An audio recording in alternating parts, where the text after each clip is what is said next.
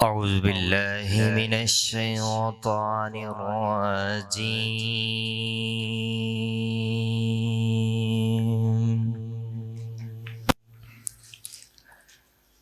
بسم الله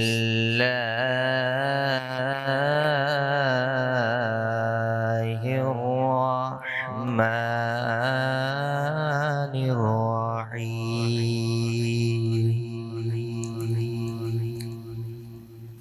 بسم الله الرحمن الرحيم.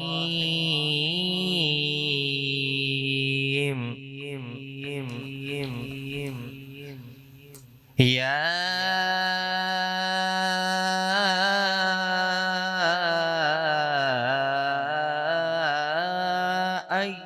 أيتها النفس المطمئنة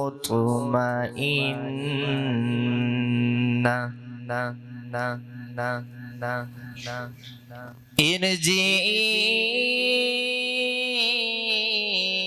إلى ربك راضية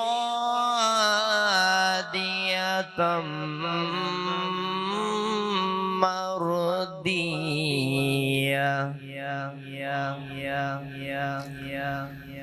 فادخلي في عبادي وادخلي جنتي. صدق اللہ مولانا العظیم. تلاوت کلام پاک سے 5 روزہ دروس عرفان القرآن کی دوسری نشست کا آغاز ہو چکا ہے. میں تحریک منہاج القرآن پاکستان عوامی تحریک منہاج القرآن علماء کونسل و نظام المدارس منہاج یوتھ لیگ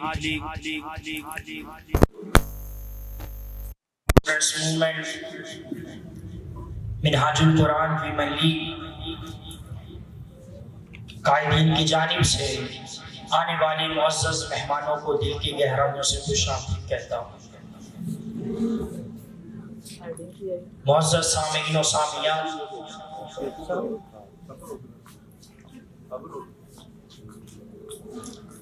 اب میں بلا تاخیر نعت رسول مقبول صلی اللہ تعالیٰ علیہ وسلم کی دعوت دینے سے پہلے حاضری کے طور پر نعتیہ کلام آپ کے سماعتوں کی نظر کرنا چاہتا ہوں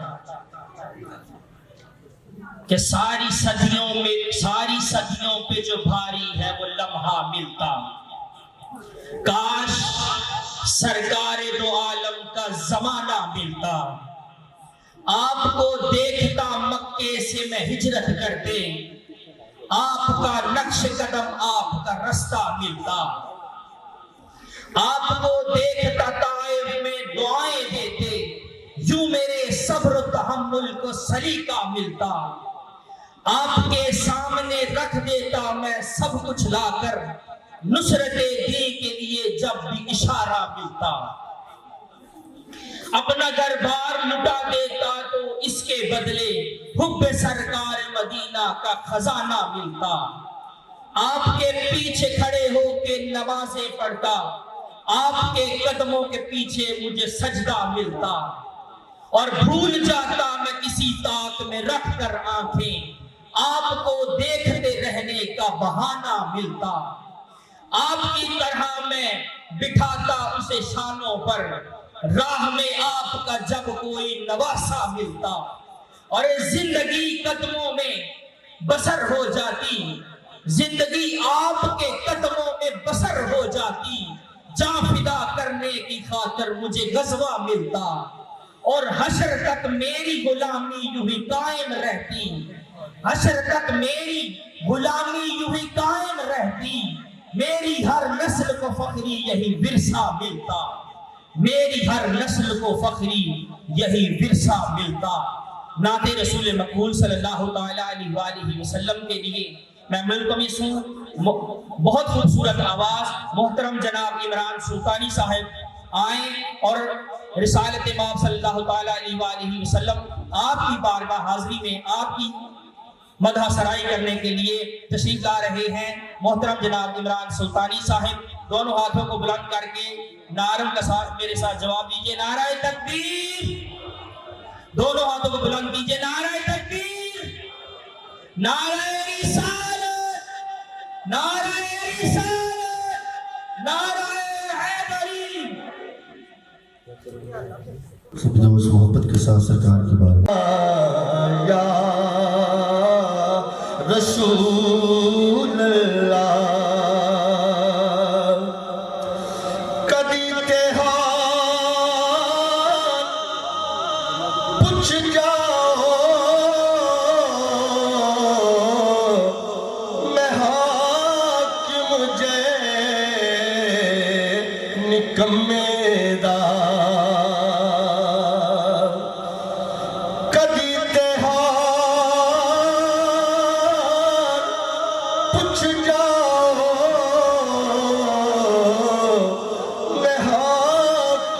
جے نکمے دا ہجر تیرے چمرا بھی تو چلیاں یا رسول اللہ میرے مدنی آقا ہجر تیرے چمرا بھی تے چلیاں یا رسول اللہ کدی تے آ کے دے جاؤ تسلیاں یا رسول اللہ۔ اللہ پاک کا بے پایا لطف و کرم کہ آج ہم 5 روزہ دروس عرفانی قرآن کی دوسری نشست میں شریک ہیں۔ دعا ہے کہ اللہ پاک ہمارا آنا اپنی بارگاہ میں قبول و منظور فرمائے۔ ابھی میں بلا تاخیر خطاب کے لیے دعوت دینے جا رہا ہوں ان اشعار کے ساتھ کہ نہ گل قدوں میں نہ شاہوں کی بارگاہ میں ہے، نہ گل قدوں میں نہ شاہوں کی بارگاہ میں ہے، درود سے جو سکون حضور کی درود سے جو سکون دل کی جلوہ گاہ میں ہے، نہ گل قدوں میں نہ شاہوں کی بارگاہ میں ہے، درود سے جو سکون دل کی جلوہ گاہ میں ہے، کٹی ہو جس کی زندگی گناہوں میں ساری، کٹی ہو گناہوں میں زندگی ساری، علاج اس کا حضور کی بارگاہ میں ہے۔ انہیں اشعار کے ساتھ میں آج کی نشست سے مخاطب ہونے کے لیے دعوت دے رہا ہوں شاگرد رشید شیخ الاسلام پروفیسر ڈاکٹر محمد طاہر القادری علامہ محمد احسان قادری صاحب کو کہ وہ تشریف لائیں اور آج کی نشست سے اخلاق نبوی اور عصر حاضر کے تقاضے کے موضوع پر خطاب فرمائیں۔ علامہ محمد احسان قادری صاحب آپ سب کی بھرپور نعروں کے جواب میں نعرہ تکبیر، نعرہ رسالت، نعرہ حیدری۔ علامہ محمد احسان قادری صاحب۔ نحمدہ ونصلی ونسلم علی رسولہ الکریم، اما بعد فاعوذ باللہ من الشیطان الرجیم، بسم اللہ الرحمن الرحیم، قال اللہ تبارک و تعالی فی القرآن المجید وَإِنَّكَ لَعَلَى خُلُقٍ عَظِيمٍ صدق اللہ مولانا العظیم ان اللہ وملائکتہ یصلون علی النبی یا ایہا الذین آمنوا صلوا علیہ وسلموا تسلیما الصلاۃ والسلام علیکہ یا سیدی یا رسول اللہ وعلا آلکا واصحابکا یا حبیب اللہ. اللہ رب العزت کی توفیق سے اور تاجدار کائنات صلی اللہ علیہ وآلہ وسلم کے نعلین پاک کے تصدق سے رمضان مبارک کی بابرکت ساعتوں میں گوجرا کی سرزمین پر تحریک منہاج القرآن کے زیر اہتمام ہم 5 روزہ دروس عرفان القرآن کی آج دوسری نشست میں حاضر ہیں. ان 5 روزہ دروس عرفان القرآن کے انعقاد پر مبارکباد پیش کرتا ہوں تحریک منہاج القرآن گوجرا کے جمیع قائدین اور کارکنان کو، جملہ فورمز کے جمیع قائدین اور کارکنان، منہاج القرآن علماء کونسل، منہاج القرآن یوتھ لیگ، مصطفی اسٹوڈنٹس موومنٹ، پاکستان عوامی تحریک اور منہاج القرآن ویمن لیگ کی مائیں، بہنیں اور بیٹیاں، دعا کرتے ہیں کہ رب کائنات پیارے محبوب صلی اللہ علیہ وآلہ وسلم کے تصدق سے سب کی حاضری اور کاوش اپنی بارگاہ اقدس میں قبول فرمائے. سامعین محترم، آج کے درس عرفان القرآن کا موضوع آپ سوشل میڈیا کے ذریعے فلیکسز اور اشتہارات کے ذریعے جان چکے ہیں کہ ہماری آج کی نشست کا موضوع ہے اخلاق نبوی صلی اللہ علیہ وآلہ وسلم اور عصر حاضر کے تقاضے.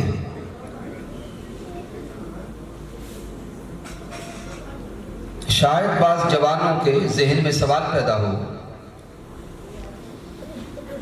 کہ ان 5 روزہ دروس عرفان القرآن کی نشستوں میں اس موضوع کے لانے کا سبب کیا ہے؟ تو سامعین محترم، اگر ہم عصر حاضر میں اپنے معاشرے پہ نگاہ ڈالیں تو ہمیں ہر طرف لڑائی، جھگڑے اور فسادات نظر آتے ہیں. رشتہ دار رشتہ داروں سے دور ہو گئے، سگے بھائی اپنے بھائیوں کے دشمن ہو گئے. ہمارے معاشرے میں آج نفرت ہے، حسد ہے، کینہ ہے، بغض ہے، ذہنی انتہا پسندی ہے، اور اسی ذہنی انتہا پسندی کے سبب ہمیں آئے روز میڈیا پر قتل و غارت گری کی خبریں دکھائی اور سنائی دیتی ہیں.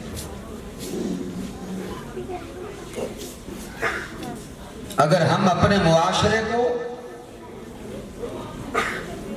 پھر نفرت کی فضا سے نکال کر امن اور محبت کی طرف لانا چاہتے ہیں۔ اگر ہم اپنے معاشرے کو پھر سنوارنا چاہتے ہیں، اگر ہم اپنا اور اپنی نسلوں کا کردار اور اخلاق سنوارنا چاہتے ہیں تو ہمیں اخلاق نبوی صلی اللہ علیہ وآلہ وسلم کے ساتھ جڑنا ہوگا۔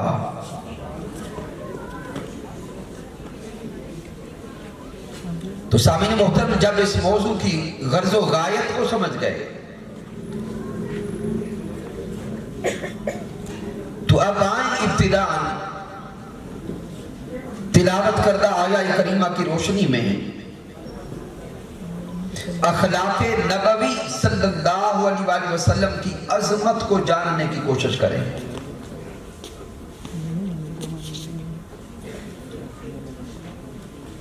سورہ القلم کی آیہ کریمہ نمبر 4 میں رب کائنات نے ارشاد فرمایا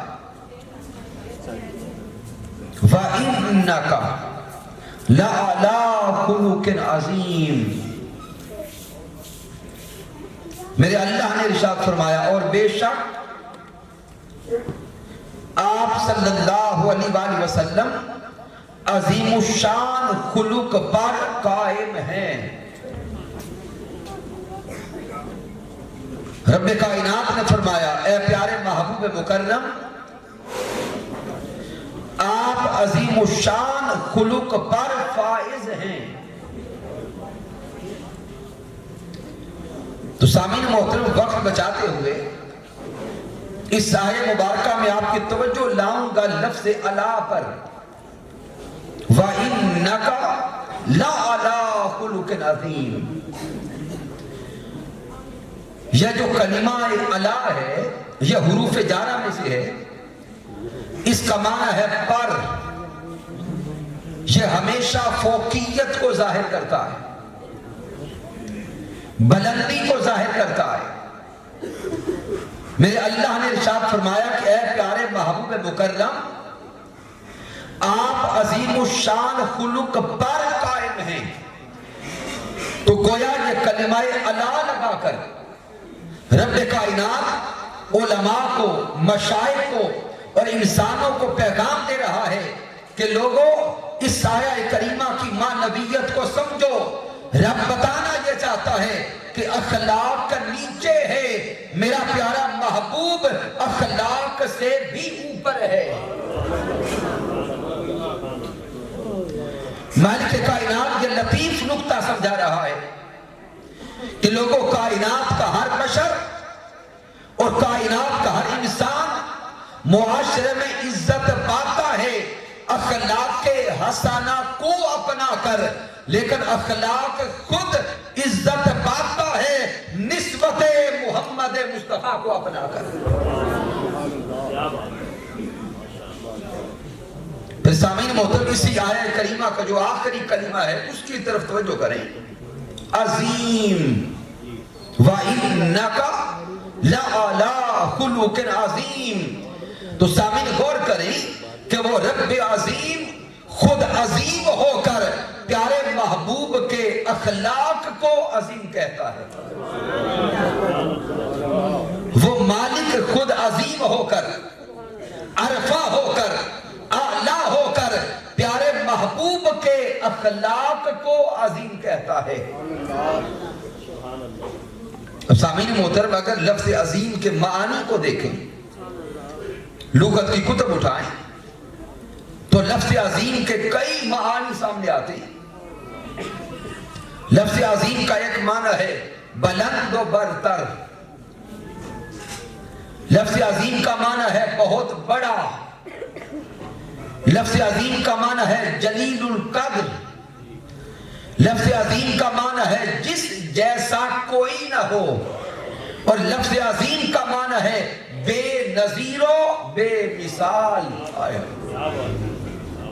تو سامعین محترم، تصور کی دنیا میں ڈوب کے دیکھیں تو صحیح کہ پیارے محبوب کے اخلاق کی عظمت کیا ہے کہ وہ رب عظیم خود پیارے محبوب کے اخلاق کو بے بے مثال کہتا ہے۔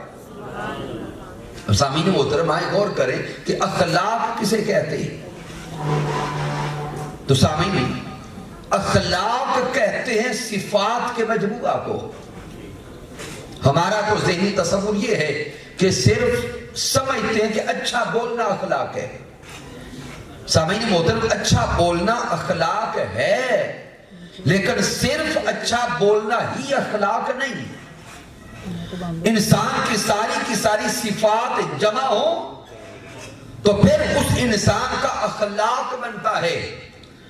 انسان کا بولنا بھی اخلاق کے اندر آتا ہے، انسان کا دیکھنا بھی اخلاق کے اندر آتا ہے، انسان کا سننا بھی اخلاق کے اندر آتا ہے، انسان کا چلنا بھی اخلاق کے اندر آتا ہے۔ گویا ایک انسان کی جمعی صفات کو جمع کرے تو اس انسان کا اخلاق بنتا ہے۔ رب کائنات پیارے محبوب صلی اللہ علیہ وسلم کے اخلاق کو بے نظیر و بے مثال کہتا ہے، تو گویا مالک کائنات سوہنے محبوب کی ساری صفات کو بے نظیر و بے مثال کہتا ہے۔ چونکہ اخلاق کہتے ہیں صفات کے مجموعہ کو، تو اب جب لفظ اخلاق کو بھی سمجھ گئے اور لفظ عظیم کے معنی بھی سمجھ گئے، تو اب اخلاق اور عظیم کے معنی کو ملا کے دیکھیں اور تصورات کی دنیا میں ڈوب کے اس آیہ کریمہ کو من میں اتارے۔ اللہ فرماتا ہے وَإِنَّكَ لَعَلَىٰ خُلُقٍ عَظِيمٍ۔ گویا نظر آتا ہے کہ رب کائنات سوہنے محبوب کو اپنے سامنے بٹھا کے کہتا ہے اے میرے پیارے مصطفیٰ، تیرا دیکھنا بھی بے نظیر و بے مثال۔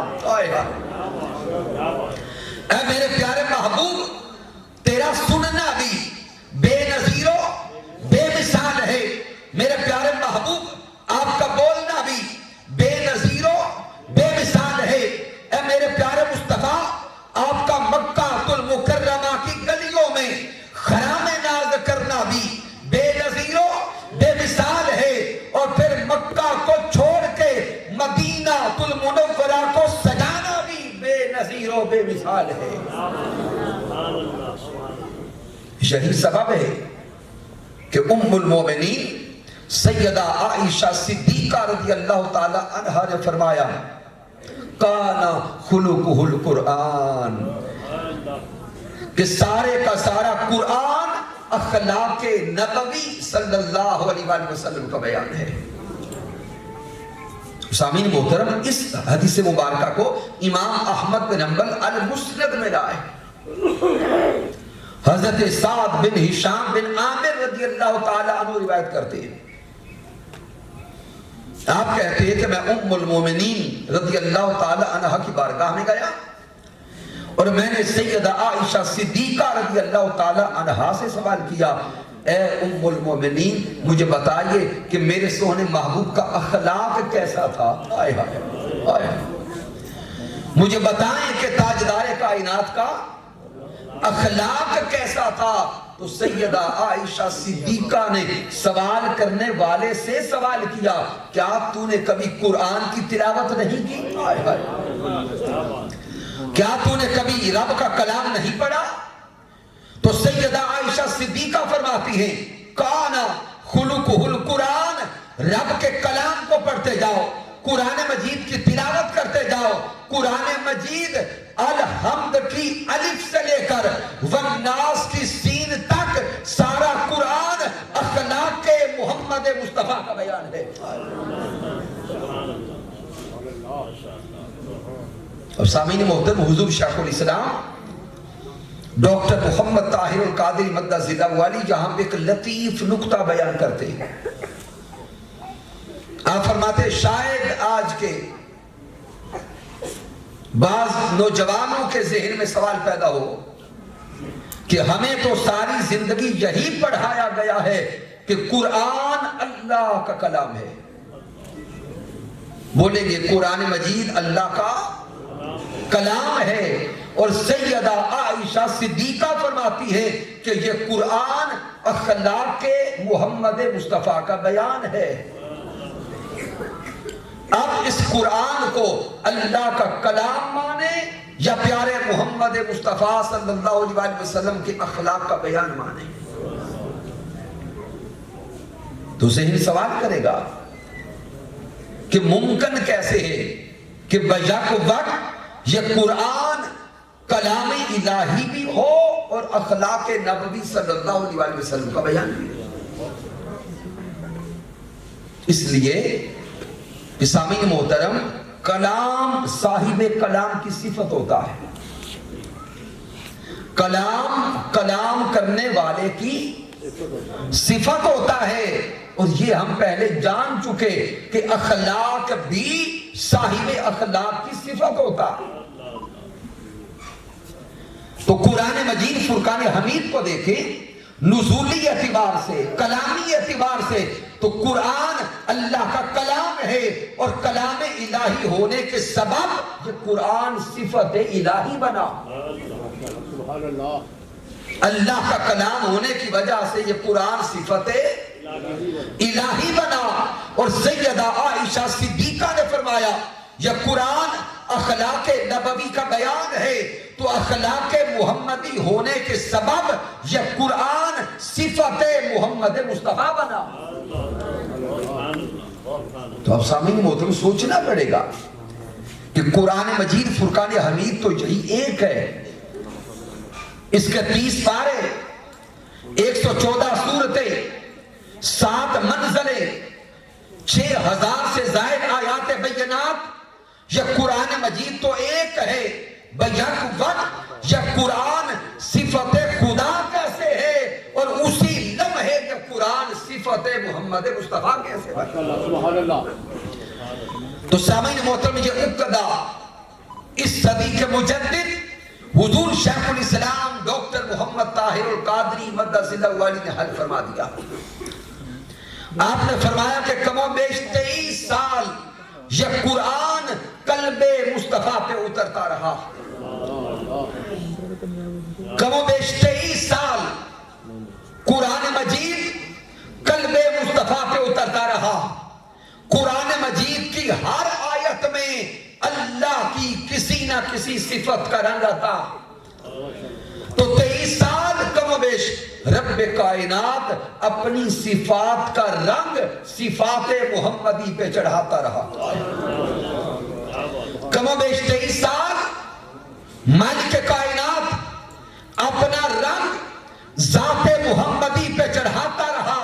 صبغۃ اللہ ومن احسن من اللہ صبغہ، میرا اللہ کم و بیش 23 سال آیات قرآن کی صورت میں اپنی صفات کا رنگ صفات مصطفیٰ پہ چڑھاتا رہا، اپنے خصائل کا رنگ خصائل مصطفیٰ پہ چڑھاتا رہا، اپنے شمائل کا رنگ شمائل مصطفیٰ پہ چڑھاتا رہا۔ 23 سال قرآن پیارے محبوب کی ذات اقدس پہ نازل ہوتا رہا۔ 23 سالوں کے بعد ادھر قرآن کی تکمیل ہوتی ہے، 23 سالوں کے بعد کم و بیش ادھر رب کائنات کے کلام کے نزول کی تکمیل ہوتی ہے، ادھر ذات مصطفیٰ پہ رب کائنات کا رنگ مکمل ہوتا ہے۔ اب 23 سالوں کے بعد حال یہ تھا کہ دیکھنے والے دیکھتے، سامنے بیٹھ کر تو محمد مصطفیٰ کا ہوتا، سامنے مکھڑا تو محمد مصطفیٰ کا ہوتا، لیکن مکھڑائے مصطفیٰ پہ رنگ سارے کا سارا خدا کا ہوتا۔ تو اللہ رب العزت نے اپنی صفات کا رنگ صفات محمد مصطفیٰ پہ چڑھا دیا۔ اس لیے سیدہ عائشہ صدیقہ رضی اللہ تعالی عنہا نے فرمایا کانا خلقہ القرآن، ارے پورے قرآن کو دیکھو، سارا قرآن اخلاق محمدی کا بیان ہے۔ تو سامعین محترم، اگر اس آیت مبارکہ کی روشنی میں صرف محبوب علیہ السلام کی عظمت کے گوشوں کو ہی بیان کرتے رہیں تو ہمارا وقت مکمل ہو جائے گا، لیکن چونکہ ہم نے اپنے مضمون کو مکمل کرنا ہے تو سامعین محترم آئیں اب یہ جاننے کی کوشش کریں کہ محض اخلاق کی عظمت کیا ہے. اب مطلقاً اخلاق کی عظمت کو جاننے کی کوشش کرتے. تو سامعین محترم، جب اخلاق کی عظمت کو جاننے کے لیے بارگاہ نبوی صلی اللہ علیہ وسلم کی طرف متوجہ ہوتے ہیں تو پیارے محبوب صلی اللہ علیہ وسلم اپنی بعثت کا مقصد خود بیان کرتے نظر آتے ہیں. حضرت ابو ہریرہ رضی اللہ تعالی عنہ سے روایت ہے کہ پیارے محبوب صلی اللہ علیہ وسلم نے ارشاد فرمایا انما بعثت لاتمم مکارم الاخلاق. پیارے محبوب نے فرمایا کہ میری بعثت اس لیے ہوئی، میرے آقا نے فرمایا کہ مجھے اس لیے بھیجا گیا اور میں اس لیے اس کائنات ارضی میں آیا ہوں کہ میں اس دنیا میں آ کر اعلیٰ اخلاقی اقدار کو مکمل کر دوں. حضور نے فرمایا کہ میں اس لیے آیا ہوں کہ میں تمہارے اخلاق کو سنوار دوں، میں اس لیے آیا ہوں کہ میں تمہارے کردار کو سنوار دوں، میں اس لیے آیا ہوں کہ میں اس معاشرے میں آ کر انسانوں کو انسانیت کا شعور دوں. تو سامعین محترم، آئیں سب سے پہلے اپنی توجہ اس طرف لے جائیں کہ حضور علیہ السلام جس معاشرے میں تشریف لائے، حضور کے آنے سے پہلے اس معاشرے کا حال کیا تھا. تاجدار کائنات صلی اللہ علیہ وسلم کی آمد سے پہلے وہ عرب کا معاشرہ جو ہلاک کا معاشرہ کہلاتا تھا. حضور کی آمد سے پہلے اس عرب کے معاشرے میں ہر طرف ظلم تھا، ظلمت تھی، اندھیرا تھا، قتل و غارت گری تھی. میرے پیارے محبوب تشریف لائے، تاجدار کائنات صلی اللہ علیہ وسلم نے تشریف لا کے اس معاشرے کو اعلیٰ اخلاقی اقدار عطا فرمائی. میرے محبوب نے وہاں کے رہنے والے انسانوں کو انسانیت کا شعور عطا کیا. میرے پیارے محبوب نے ان کے کردار کو سنوارا. تاجدار کائنات کی تربیت کے سبب اس کائنات کے انسانوں نے دیکھا حضور کی آمد سے پہلے جو جوہلا کا معاشرہ کہلاتا تھا، جس معاشرے میں ظلم تھا، بربریت تھی، حضور کی نسبت ملی، حضور نے کردار ان کا سنوارا. حضور کی نسبت کے سبب بڑے کم عرصے میں جو پہلے جاہلوں کے امام کہلاتے تھے، نسبت محمدی کے سبب اب قیامت تک کے لیے وہ انسانیت کے امام بن گئے. اور معاشرے نے یہ رنگ دیکھا، نہ تھے جو خود راہ پر اوروں کے ہادی بن گئے، نہ تھے جو خود راہ پر اوروں کے ہادی بن گئے. کیا نظر تھی جس نے مردوں کو مسیحا کر دیا. حضور علیہ السلام کی ایک نگاہ نے مردوں کو مسیحا کر دیا. تو سامعین محترم، تصورات کی دنیا میں ڈوبے تو صحیح اور غور کریں. میرے پیارے محبوب صلی اللہ علیہ وسلم نے اس عرب کے معاشرے میں اخلاق کی روح پھونک دی. اور ہم تو جب پیدا ہوئے تو ہمارے کانوں میں آذان دے کے بتایا گیا کہ آپ پیارے محمد مصطفیٰ کے غلام ہو. ہم ولادت کے دن سے حضور کے امتی ہیں، ولادت کے دن سے تاجدار کائنات صلی اللہ علیہ وسلم کی محبت کا دم بھرنے والے. لیکن سامعین محترم، دکھ اور افسوس کے ساتھ کہنا پڑتا ہے، ہم بچپن سے مسلمان تو ہیں لیکن آج حضور کا اخلاق ہماری زندگیوں میں نظر نہیں آتا. اگر اس معاشرے کو دیکھیں تو ہر طرف بد اخلاقی نظر آتی ہے، ہر طرف گالم گلوچ نظر آتی ہے. اللہ سے ڈرتے رہو, اللہ سے ڈرتے رہو. اور اگر تم سے کوئی گناہ سرزد ہو جائے تو گناہ کے بعد ہمیشہ نیکی کرو.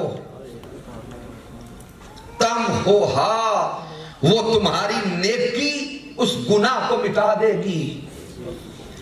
وَخَالِقِ النَّاسَ بِخُلُقٍ حَسَنٍ, حضور آگے فرماتے ہیں اور انسانوں کے ساتھ ہمیشہ اچھے اخلاق سے پیش آؤ.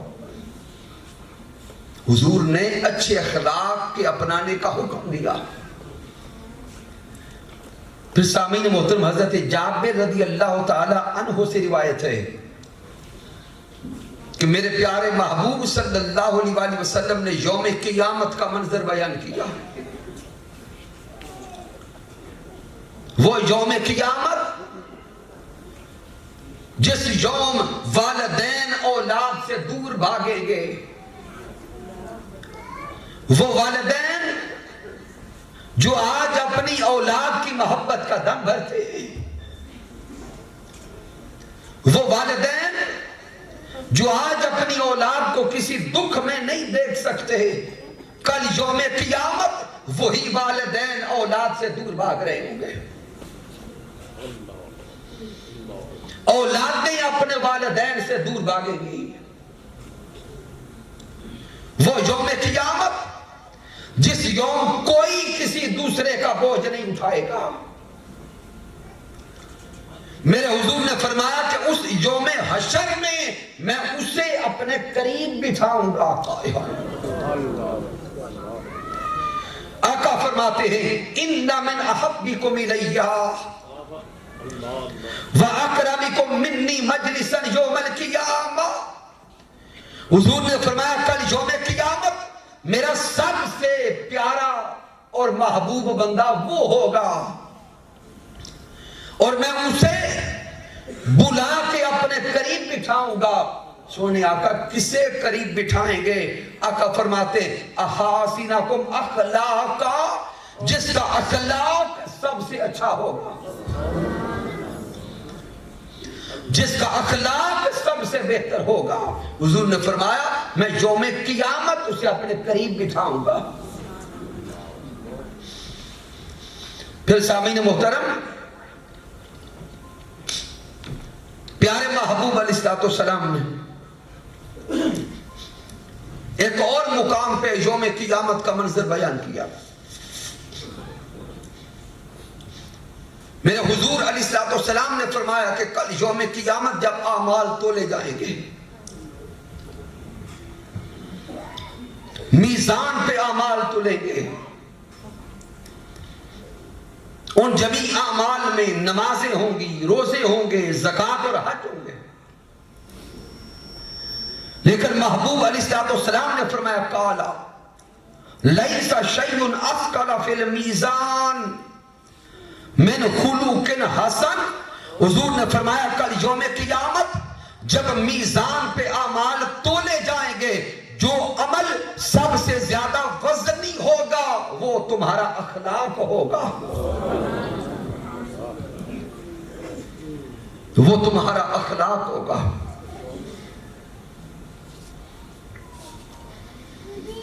پھر سامعین محترم, محبوب علیہ السلام رب تعالیٰ کی بارگاہ میں دعا کرتے ہیں. سامعین غور کریں, وہ محبوب کائنات جن کے اخلاق کی عظمت اللہ قرآن میں بیان کرے, وہ پیارے محبوب اللہ کی بارگاہ میں ہاتھ اٹھاتے اور عرض کرتے ہیں اللہم احسنت خلقی فاحسن خلقی. اے رب کائنات, جس طرح تو نے مجھے پیارا چہرہ عطا کیا, جس طرح تو نے مجھے سونی شکل و صورت عطا کی, اے مولا تیری بارگاہ میں دعا کرتا ہوں کہ اسی طرح تو مجھے اچھا اخلاق بھی عطا کر. تو سامعین محترم, ہمارے محبوب رب کی بارگاہ میں اچھے اخلاق کی دعا کریں اور ہم حضور کے امتی ہو کر اخلاق حسنہ سے دور ہو جائیں. کہاں کا انصاف ہے؟ پھر سیدہ عائشہ صدیقہ رضی اللہ تعالی عنہا سے روایت ہے کہ پیارے محبوب علیہ السلام نے ارشاد فرمایا الشوم سوء الخلق، حضور نے فرمایا کہ بدبختی در حقیقت بد اخلاقی ہے۔ ہم کہتے ہیں نا فلاں بدبخت ہے، تو میرے حضور علیہ السلام نے فرمایا جو انسان بد اخلاق ہوتا ہے وہی بدبخت ہوتا ہے۔ تو معزز سامعین، جب اخلاق کی عظمت کو سمجھ گئے، اس کی اہمیت کو سمجھ گئے، تو اب آئیں آنکھیں بند کر کے اپنے من میں جھانک کے دیکھے تو صحیح، کیا ہماری زندگی اخلاق نبوی کے مطابق گزر رہی ہے؟ تو سامعین محترم، جب اپنی گزری ہوئی زندگی پہ نگاہ ڈالتے ہیں تو سوائے شرمندگی کے کچھ نظر نہیں آتا۔ سوچیں اگر اسی طرح بد اخلاقی کی زندگی گزارتے گزارتے موت آ گئی تو کل یوم قیامت سوہنے محبوب کو کون سا چہرہ دکھائیں گے؟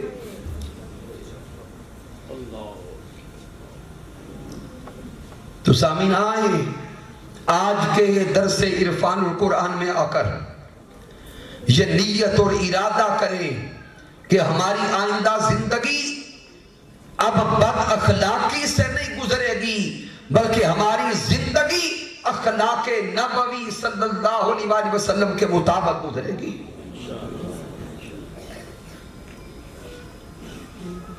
آئیں سب سے پہلے اخلاق نبوی صلی اللہ علیہ وسلم سے سچائی کا فیض لے کر اپنی زندگیوں کو سچ کی طرف لائیں۔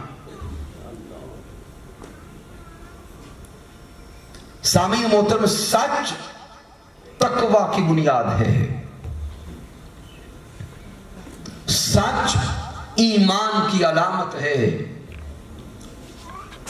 اور سچ جنت کا ذریعہ ہے۔ حضرت عبداللہ بن مسعود رضی اللہ تعالی عنہ سے روایت ہے کہ پیارے محبوب علیہ السلام نے ارشاد فرمایا علیکم بالصدق، حضور نے فرمایا کہ سچ کو اپنے اوپر لازم کر لو، سچ کو مضبوطی سے پکڑ لو۔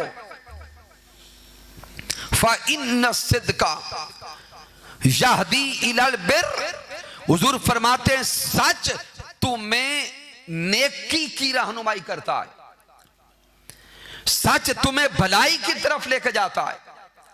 وَإِنَّ الْبِرَّ يَهْدِي إِلَى الْجَنَّةِ، اور نیکی تمہیں جنت تک پہنچاتی ہے۔ پھر محبوب علیہ السلام نے فرمایا وَإِيَّاكُمْ وَالْكَذِبَ، حضور فرماتے جھوٹ سے دور ہو جاؤ، جھوٹ سے اجتناب کرو۔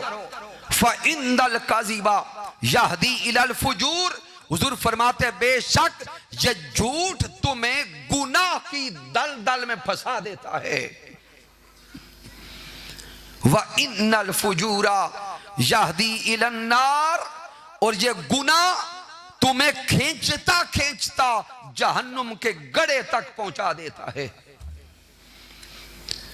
تو سامعین محترم، محبوب علیہ السلام کے اس فرمان کو دیکھیں، حضور نے یہ راز سمجھا دیا کہ سچ کو پکڑو، سچ تمہیں جنت تک لے جاتا ہے، اور جھوٹ سے دور ہو جاؤ، جھوٹ تمہیں جہنم کے گڑھے تک پہنچا دیتا ہے۔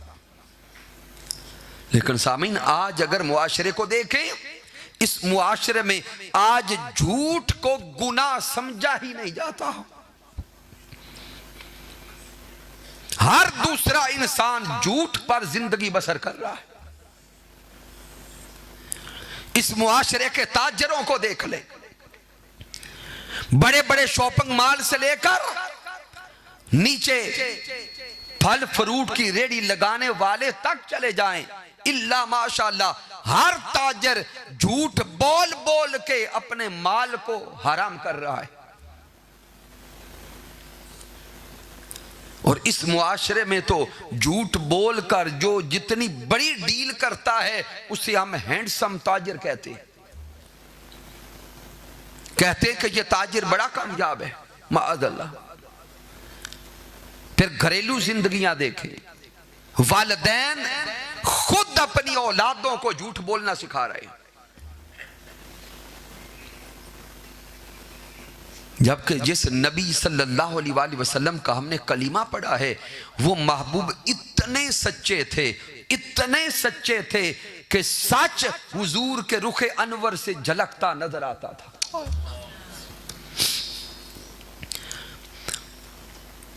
حضور علیہ السلام کی حیات طیبہ کا مطالعہ کریں، درجنوں واقعات ہیں کہ آنے والے حضور کی بارگاہ میں آئے، صرف حضور کا چہرہ انور دیکھ کے کہا کہ یہ چہرہ کسی جھوٹے کا نہیں ہو سکتا۔ حضور تو اتنے سچے تھے۔ ایک واقعہ کی طرف اشارہ دیتا ہوں، حضرت عبداللہ بن سلام رضی اللہ تعالی عنہ قبول اسلام سے پہلے آپ یہودی عالم تھے۔ جب میرے محبوب صلی اللہ علیہ وآلہ وسلم مکہ سے مدینہ تشریف لائے تو حضرت عبداللہ بن سلام کو خبر پہنچی کہ مدینہ میں ایک ایسی ہستی آئی ہیں جنہوں نے نبوت کا اعلان کیا ہے۔ عبداللہ بن سلام چونکہ یہودی عالم تھے، آسمانی کتب کا علم ان کے پاس تھا، تو حضرت عبداللہ بن سلام خود کہتے ہیں کہ میں نے کئی سوالات اکٹھے کیے اور ذہن میں سوچا کہ اس ہستی کی بارگاہ میں جاتا ہوں جنہوں نے نبوت کا اعلان کیا ہے، یہ سارے جا کے سوال کرتا ہوں اور ان سوالوں کے جواب لے کر بعد میں فیصلہ کروں گا کہ دعوی نبوت میں سچے ہیں یا معاذ اللہ جھوٹے ہیں۔ حضرت عبداللہ بن سلام کہتے کہ میں سوالات اکٹھے کر کے چل پڑا۔ جب حضور علیہ السلام کی بارگاہ اقدس میں پہنچا، تاجدار کائنات کے چہرہ انور پہ پہلی نظر پڑی، رخ مصطفیٰ کو دیکھتے گئے، چہرہ مصطفیٰ کو دیکھنا تھا کہ سوال کرنے بھول گئے،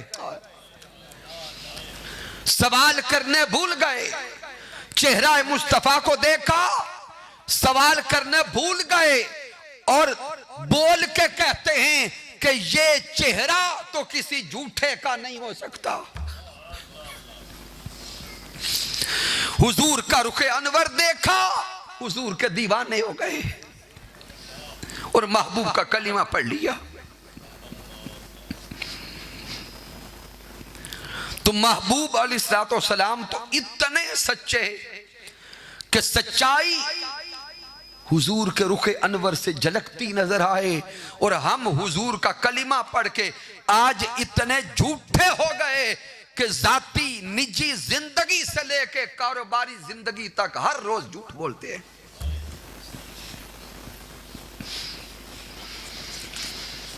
پھر سامعین محترم، محبوب علیہ السلام کی حیات طیبہ سے آئیں، اب امانت اور دیانت کا فیض لینے کی کوشش کریں۔ میرے محبوب علیہ السلام امین تھے اور اتنے بڑے امین تھے کہ میرے محبوب علیہ السلام نے ارشاد فرمایا، لا ایمان لمن لا امانت لہ۔ حضور نے فرمایا جو انسان امانت دار نہیں ہے اس کے ایمان کا کوئی پاس نہیں ہے۔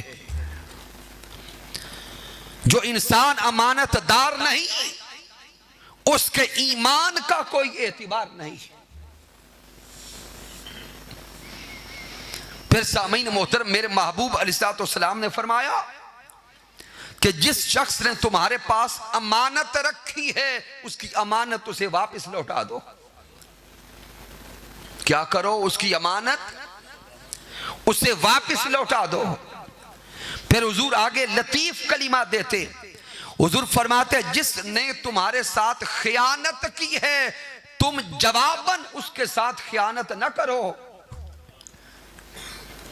حضور نے فرمایا جس نے خیانت کی تم اس کے ساتھ خیانت نہ کرو۔ اور آج ہمارا حال کیا ہے؟ اگر کوئی ہمارے پاس امانت رکھ بیٹھے اور کسی وجہ سے ہماری اس کے ساتھ رنجش بن جائے، ناراضگی ہو جائے، تو ہم بول کے کہتے ہیں کہ تیری فلاں شے میرے کول پئی ہے نا، ہن میں ویکھدا لیندا کیویں۔ اس بیچارے نے رکھی ہے امانت، کسی سبب سے اختلاف ہو گیا، جب اختلاف ہو گیا ہم وہ امانت بھی اسے واپس نہیں لوٹاتے۔ جبکہ سامعین محترم، جس نبی کا کلمہ پڑھا ہے وہ محبوب اتنے بڑے امین تھے کہ شب ہجرت ہے، مکہ کے کافر حضور کو شہید کرنے کے لیے باہر تلواریں لے کے کھڑے ہیں، اور جو مکہ کے کافر حضور کو شہید کرنے کے لیے تلواریں لے کے باہر کھڑے ہیں، انہی کافروں کی امانتیں حضور کے گھر میں پڑی ہیں۔ میرے محبوب علیہ السلام نے مولا علی کو بلایا اور علی شیر خدا سے فرمایا، اے علی میں مدینے جا رہا ہوں اور یہ جو مجھے مارنا چاہتے ہیں انہی کی امانتیں یہ ہیں۔ اے علی میں جا رہا ہوں، کل دن چڑھے، میرے دشمنوں کی امانتیں ان کو واپس لوٹا کے آپ بھی مدینے آ جانا۔ ارے صدقے جائیں حضور کی امانت پر، صدقے جائیں حضور کی دیانت پر۔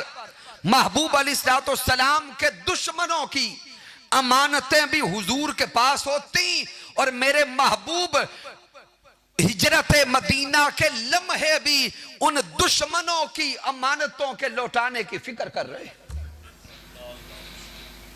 اور ہمارے ملک میں کیا ہو رہا ہے، اس معاشرے میں کیا ہو رہا ہے کہ ابھی پچھلے ماہ کی خبر ہے، ایک سہیلی نے دوسرے کے پاس کچھ سونا رکھا امانتاً، بس جس کے پاس رکھا اس کی نیت ہار گئی، اس نے اپنی سہیلی کو قتل کروا دیا۔ اس ملک کا حال تو یہ ہے، ایک طرف دعوے محبت مصطفیٰ کے ہیں، ایک طرف دعوے عشق مصطفیٰ کے ہیں، اور دوسری طرف حضور کا اخلاق ہماری زندگیوں میں نظر نہیں آتا۔ پھر سامعین محترم غور کریں، میرے پیارے محبوب علیہ السلام پھر مکہ المکرمہ سے مدینہ تشریف لائے۔ مدینہ تشریف لا کے محبوب کائنات نے مصطفی معاشرے کی بنیاد رکھی، اور آقا علیہ السلام نے مدینہ المنورہ تشریف لا کے مصطفی معاشرہ جو قائم کیا ہے اس کی بنیاد بھائی چارہ پہ رکھی۔ محبوب علیہ السلام نے انصار اور مہاجرین صحابہ کو اکٹھا کیا۔ محبوب علیہ السلام نے ایک انصار صحابی کھڑا کیا اور ایک مہاجر کھڑا کیا، فرمایا آج سے تم بھائی بھائی ہو۔ محبوب علیہ السلام نے اس معاشرے کی بنیاد اخوت پہ رکھی، بھائی چارہ پہ رکھی، اور جس انداز سے میرے محبوب نے مصطفی معاشرہ قائم کیا، وہ منظر یہ کائنات قیامت تک نہ دیکھ سکے گی۔ میرے محبوب نے انصار اور مہاجرین کو بھائی بھائی بنایا۔ صدقے جائیں ان صحابہ کے مقام پر میرے حضور نے انہیں بھائی بھائی بنایا۔ انصار صحابہ نے مہاجرین کو ساتھ لیا، اپنے گھر لے گئے، اپنی جائیداد کا آدھا حصہ اپنے مہاجر بھائی کا نام کر دیا، اور ہم اپنے سگے بھائی کا حق آج نہیں دیتے۔ پھر سامعین محترم، جس انصار صحابی کی 2 بیویاں تھیں، اس نے اپنے مہاجر بھائی سے کہا کہ میں اپنی ایک بیوی کو طلاق دیتا ہوں، عدت کے بعد تمہارا نکاح کر دیں گے۔ اتنی قربانی، اتنا ایثار۔ میرے محبوب علیہ السلام نے تو اس معاشرے کی بنیاد بھائی چارے پہ رکھی تھی، آج مسلمان ایک دوسرے کا احساس کرنا چھوڑ گئے۔ پھر پیارے محبوب علیہ السلام نے فرمایا، حضرت عبداللہ ابن عمر رضی اللہ تعالیٰ عنہ سے روایت ہے، میرے آقا نے فرمایا المسلم اخو المسلم، حضور نے فرمایا مسلمان مسلمان کا بھائی ہے، نہ تو خود اپنے مسلمان بھائی پہ ظلم کرتا ہے نہ ظالم کے حوالے کرتا ہے۔ حضور نے فرمایا کہ ایک مسلمان نہ خود ظلم کرتا ہے نہ ظالم کے حوالے کرتا ہے۔ آج اس معاشرے میں دیکھیں مسلمان دوسرے مسلمان پہ ظلم کر رہا ہے، سوشل میڈیا پر، فیس بک پر ہر روز ایسی ویڈیوز آتی ہیں کہ مسلمان پہ تشدد کر رہا ہے۔ پھر میرے حضور نے فرمایا من کان فی حاجت اخیہ کان اللہ فی حاجتہ، حضور نے فرمایا جو مسلمان بھائی کی حاجت روائی کرتا ہے، جو دوسرے مسلمان کی مدد کرتا ہے، اللہ اس کی مدد کرتا ہے۔ پھر حضور نے فرمایا ومن ساتر مسلمن ساترہ اللہ یوم القیامہ، میرے حضور نے فرمایا جو دوسرے مسلمان بھائی کے عیبوں پہ پردہ ڈالتا ہے، جو دوسرے مسلمان کے گناہوں پر پردہ ڈالتا ہے، حضور نے فرمایا کل یوم قیامت اللہ اس کے گناہوں پہ پردہ ڈالے گا۔ اور آج ہم پردے نہیں ڈال رہے، ہمیں ہلکی سی خبر آ جائے کہ فلاں بندے میں کمزوری ہے، ہم تو چوکوں میں کھڑے ہو کے بتاتے ہیں کہ دیکھو وہ کتنا گندا ہے۔ اور خواتین کا حال اس معاملے میں مردوں سے زیادہ خراب ہے۔ اگر کہیں کسی میں خرابی نظر آ جائے، خواتین ایک دوسرے کو فون کر کر کے بتاتی ہے دیکھو میں نہیں کہتی تھی وہ اچھی نہیں ہے، جبکہ حضور نے فرمایا جو اس دنیا میں کسی کے گناہوں پہ پردہ ڈالے گا کل یوم قیامت اللہ اس کے گناہوں پہ پردے ڈالے گا۔ پھر میرے حضور نے فرمایا کہ جو انسان کسی مسلمان بھائی کی مدد کرنے کے لیے ساتھ چل پڑا، کسی نے آ کے مجھے کہا، آپ کو کہا کہ مجھے یہ دکھ ہے، پریشانی ہے، میں اس تکلیف میں ہوں، حضور نے فرمایا کہ کسی کا دکھ سن کر اس کا دکھ دور کرنے کے لیے جو کسی کے ساتھ چل پڑا، آقا نے فرمایا کہ رب کائنات اس کے چلنے کے ایک ایک قدم پر اس کی نیکیاں لکھتا ہے۔ کیا کرتا ہے مولا؟ نیکیاں لکھتا ہے۔ پھر حضور نے فرمایا وَإِنْ هَلَكَ فِيمَا بَيْنَ ذَلِكَ دَخَلَ الْجَنَّةَ بِغَيْرِ حساب، اگر کسی بھائی کی مدد کرتے کرتے کسی کی موت آ گئی، کوئی فوت ہو گیا، تو میرے حضور نے فرمایا اگر مسلمان بھائی کی مدد کرتے ہوئے کوئی اس کے ساتھ چل رہا تھا، اس کی موت آ گئی، رب کائنات اسے بغیر حساب و کتاب سیدھا جنت داخل کر دے گا۔ حضور تو انسانیت کا ایسا پیغام دے۔ پھر محبوب علیہ السلام نے جو انسانی تکریم سکھائی بڑی کمال ہے۔ گفتگو کے آخری حصے میں آ گئے۔ ایک دن میرے محبوب علیہ السلام کعبۃ اللہ کا طواف کر رہے ہیں، امام بخاری صحیح بخاری ملا، صحابہ کہتے ہیں ہم حضور کے ساتھ تھے، محبوب علیہ السلام کعبۃ اللہ کا طواف کرتے کرتے رک گئے، میرے حضور نے کعبہ سے خطاب کر کے کہا اے کعبۃ اللہ بے شک تیری شان بڑی ہے، اے کعبۃ اللہ بے شک تیرا مقام بڑا ہے، بے شک تو بڑی عظمت اور رفعت والا ہے، اے کعبۃ اللہ تیری خوشبو بھی بڑی پیاری، لیکن اے اللہ کے گھر کعبۃ اللہ تو سن لے تو بڑی شان والا بڑے مقام والا ہے، لیکن رب تعالیٰ کی نگاہ میں ایک بندہ مومن کی عزت آبرو مال اور جان کا مقام تجھ سے بھی زیادہ ہے۔ میرے حضور نے فرمایا کہ اے کعبۃ اللہ، رب رسول کی نگاہ میں بندہ مومن کے خون کا مقام تجھ سے زیادہ، اور آج ہم دوسرے انسان اور مسلمان کا خون نچوڑ نچوڑ کے عمرے کرنے جاتے ہیں. ہم ادھر دوسروں کا خون بہا بہا کے عمرے کرنے جاتے ہیں کہ گناہ بخشائے جائیں. اللہ کی عزت کی قسم، جو دوسروں کا مال لوٹ کر، دوسروں کی عزت لوٹ کر اور دوسروں کا خون بہا کے عمرے کرنے جاتے ہیں، وہ ایک عمرہ تو کیا 1000 عمرے بھی کر لیں رب کائنات قبول نہیں کرتا. چونکہ میرے مصطفیٰ تشریف لائے ہیں انسانیت سکھانے کے لیے.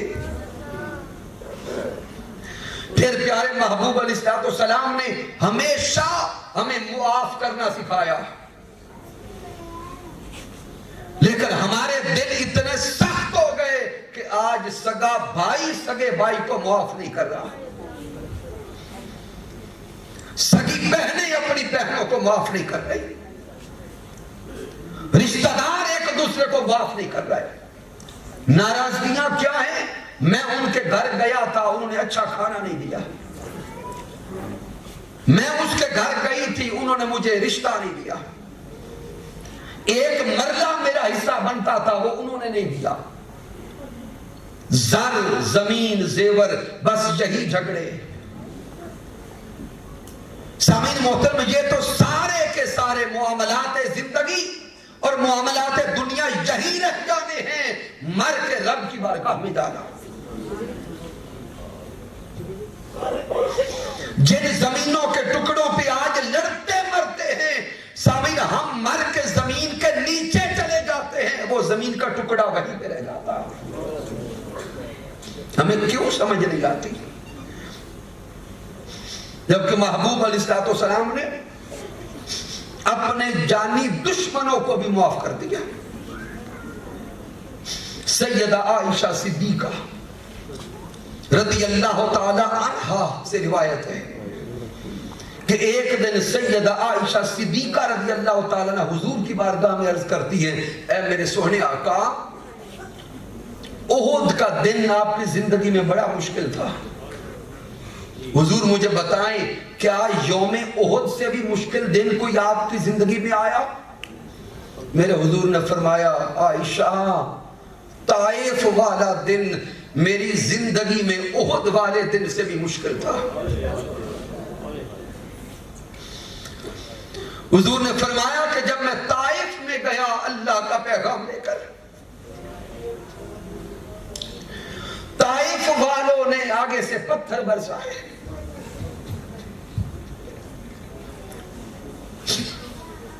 محبوب فرماتے میں واپس چلا، ان طائف والوں نے اوباش لونڈے پیچھے لگا دیے.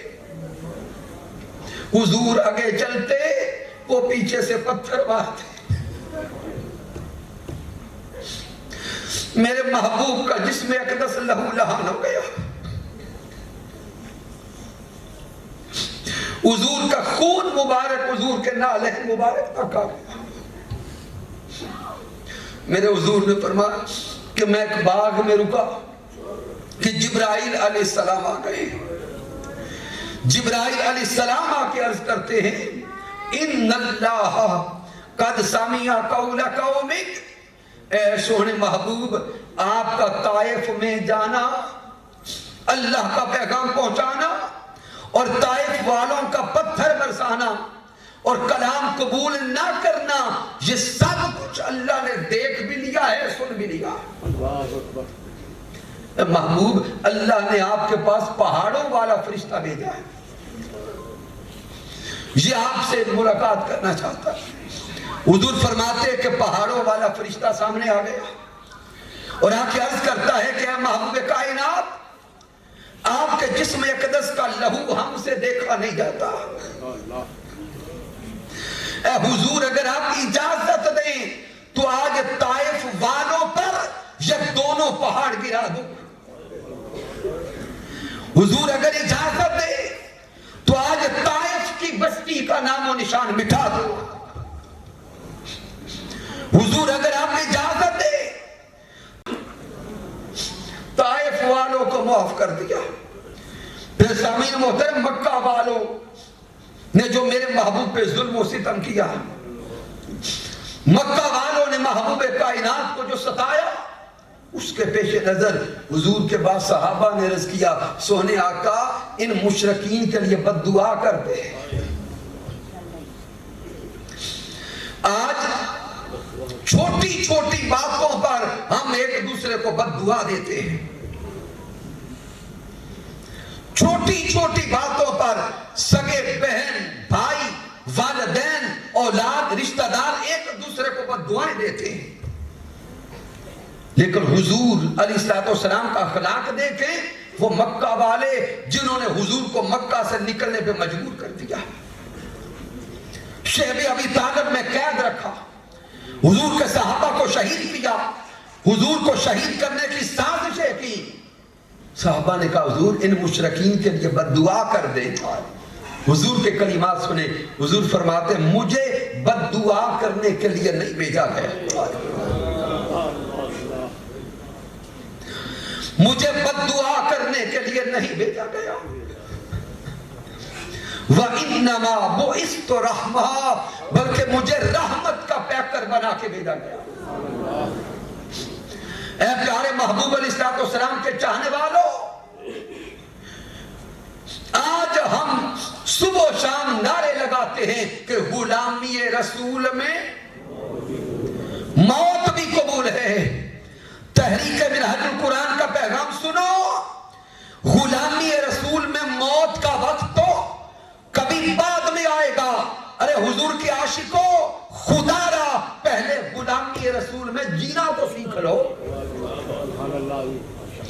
اگر غلامی رسول میں جینا آ گیا تو اللہ کی عزت کی قسم پھر موت غلامی رسول پہ نصیب ہو جائے گی.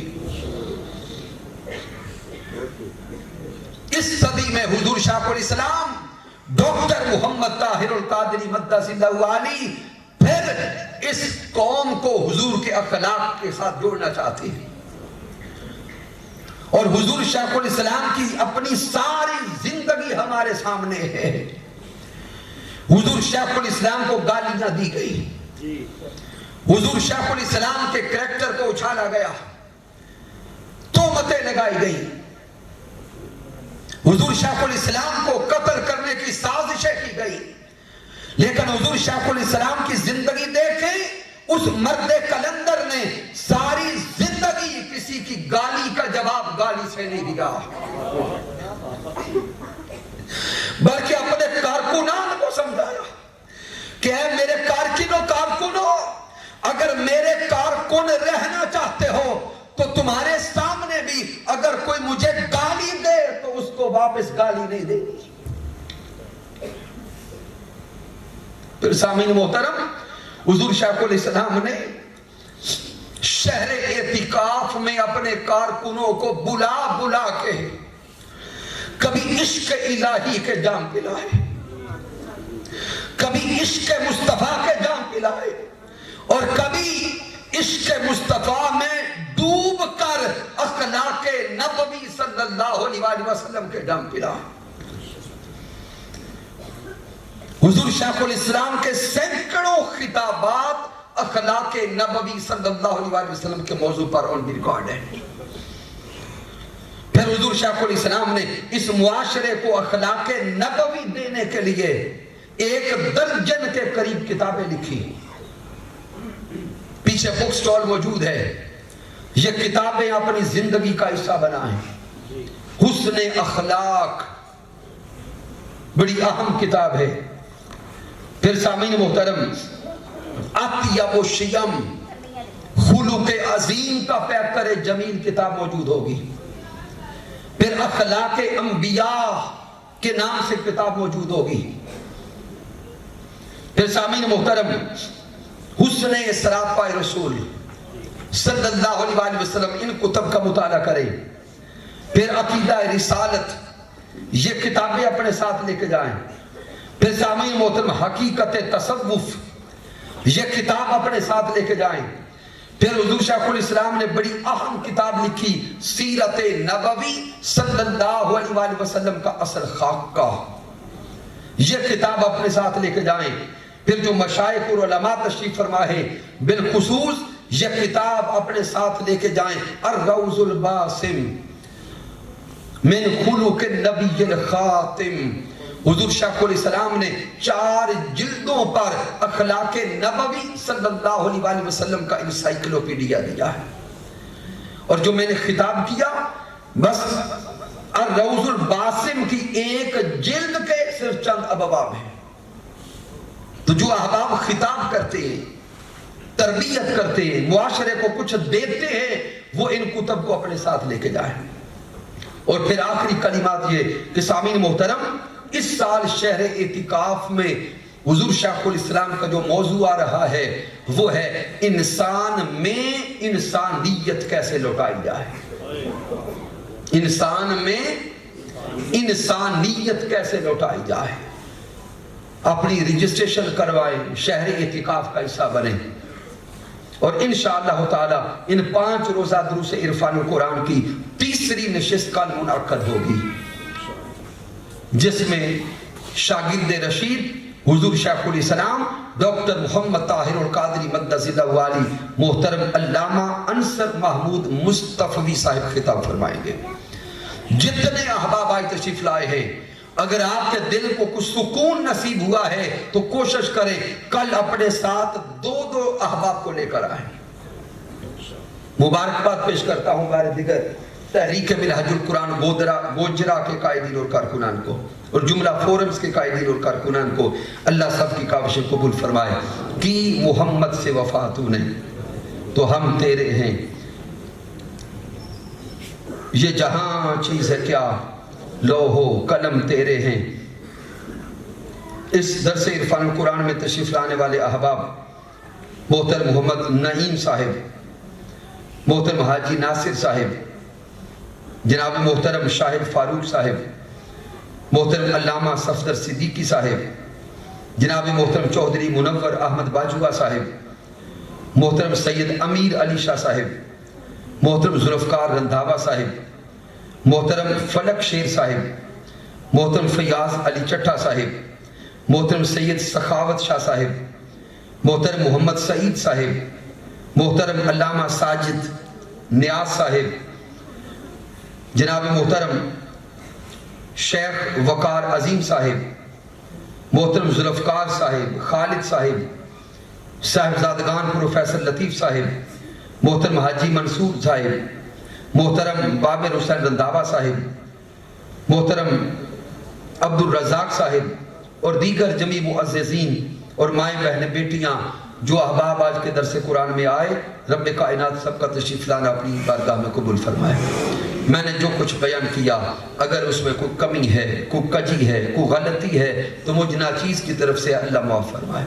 اگر اس میں کوئی اچھائی اور کمال ہے تو اللہ کی عزت کی قسم میرا کوئی کمال نہیں، یہ میرے اللہ کا کرم ہے، محبوب علیہ السلام کی رحمت ہے، میرے قائد، میرے مربی، میرے استاذ حضور شیخ الاسلام ڈاکٹر محمد طاہر القادری مقدس اللہ والی کی صحبت کا فیضان ہے۔ وما علینا الا البلاغ المبین۔ آمین۔ اللہم صلی علی سیدنا و مولانا محمد وعلی آلہ وصحبہ وبارک وسلم۔ ربنا آتنا فی الدنیا حسنہ وفی الآخرۃ حسنۃ وقنا عذاب النار۔ اے محبوب کائنات، اس درس عرفان القرآن کو اپنی بارگاہ میں قبول فرما۔ میرے مالک، جو احباب دور و نزدیک سے چل کے آئے سب کو ایک ایک قدم پہ لاکھوں کروڑوں اربوں نیکیاں عطا فرما۔ میرے اللہ، بیماروں کو شفاء کاملہ عطا کر، بے رزقوں کو حلال جائز و وسیع رزق عطا فرما، بے اولادوں کو نیک صالح اولاد نرینہ عطا فرما۔ میرے اللہ، محبوب کے صدقے ہر کسی کی حاجات کو پورا فرما، امت مسلمہ کی خیر فرما، پاکستان کی خیر فرما، اول خیر آخر خیر ظاہر خیر باطن خیر۔ وصلی اللہ تعالی علی خیر خلق وعلی حبیبہ محمد وعلی آلہ وصحبہ اجمعین برحمتک یا ارحم الراحمین۔